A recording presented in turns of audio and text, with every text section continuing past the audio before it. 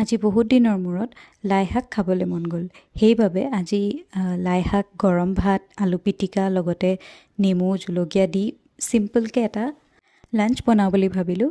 কাৰণ আজি আম্মাক অলপ ৰেষ্ট দিছোঁ, কাৰণ তেওঁ সদায় কাম কৰিয়ে থাকে আৰু যিহেতু আজি বতৰটো অকণমান বেয়া, আম্মাৰ অলপ গাটো বেয়া, চ' সেইটো কাৰণে মই ক'লোঁ যে ঠিক আছে আজি মই বনাওঁ।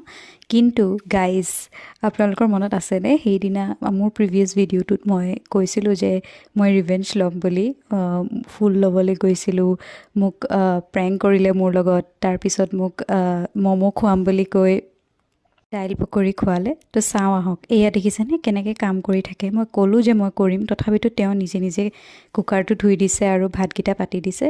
আজি ৰিভেঞ্জ ল'ম বুলি কৈছিলোঁ যে অলপ দেৰি পিছত গম পাব কেনেকৈ ৰিভেঞ্জ ল'ম। পিছে আপোনালোকে লাই শাক খালে তাৰ লগতে কি খায় বাৰু? চবতছে বেয়া পাওঁ মই কি জানেনে? এই নিমখ দিয়াটো। নিমখ যদি বেছি হয় তেতিয়াও খাবলৈ বেয়া, নিমখ কম হ'লেও খাবলৈ বেয়া। পিছে মোৰ আকৌ নিমখ কম হ'লে খুবেই বেয়া লাগে, কাৰণ নিমখ নহ'লে কিবা লাইফটো আধৰুৱা নিচিনা লাগে। লাই শাকখিনি হয় মানে আলু পিটিকা বনাম বুলি ভাবিলোঁ, তাৰপিছতে দেখিলোঁ আম্মাই আলু ভাতত দিবলৈ আলু গুচাই আছে আলু পিটিকা কৰিবৰ বাবে। জলকীয়া অকণ নহ'লে ভাল নালাগে দিয়কচোন। লগতে এয়া ভাত পাতি দিছোঁ। ইতি মাৰে মানে মোৰ শাক চব্জিও হৈ গ'ল। এয়া অলপ গোন্ধটো আপোনালোকেও লৈ লওক। And guys, it's time for revenge.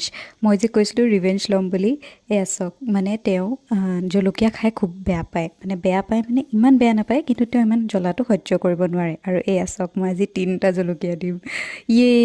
চাওঁচোন তেওঁৰ ৰিয়েকশ্যনটো কেনেকুৱা হয় ইমান জলকীয়া খায়। লগতে ভাবিছিলোঁ বিলাহী চাটনি বনাম, কিন্তু বিলাহীয়ে শেষ হ'ল। আৰু এয়া দেখিছেনে ক্ৰাইম মাষ্টাৰ গগু, আমাৰ মিষ্টাৰ টিনটিন, অকল কচুগুটি। এণ্ড য়েছ, আজিৰ লাঞ্চ ৰেডি। গাইজ, মোৰে ওপৰত প্ৰেংক হৈ গ'ল। চাওক, খাই লৈ কৈছে বোলে একোৱেই জ্বলা নাই আৰু জ্বলা দিব লাগিছিল। চাওকচোন বাৰু।